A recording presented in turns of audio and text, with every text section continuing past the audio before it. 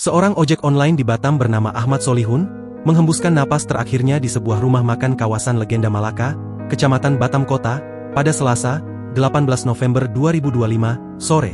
Pria 47 tahun itu ditemukan meninggal dunia oleh anak pemilik warung makan, saat berusaha membangunkan Solihun.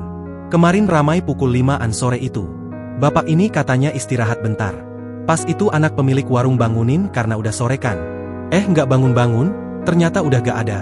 Ujar seorang warga sekitar lokasi, pada Rabu, 19 November 2025. Ia menyebut, Solihun memang sering mangkal di warung tersebut untuk menunggu orderan masuk. Kosnya dekat sini juga. Biasa dia ini kesini memang. Untuk nunggu orderan juga.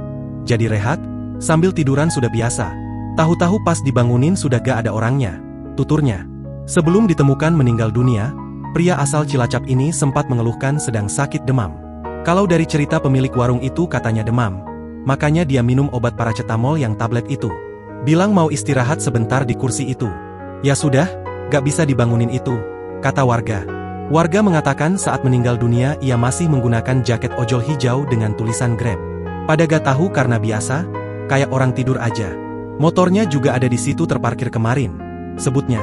Motor Honda Beat Street warna hitam dengan nomor polisi BP 6351 JH milik Solihun itu, telah berada di Polsek Batam Kota beserta handphonenya. Download Tribun X sekarang, menghadirkan lokal menjadi Indonesia.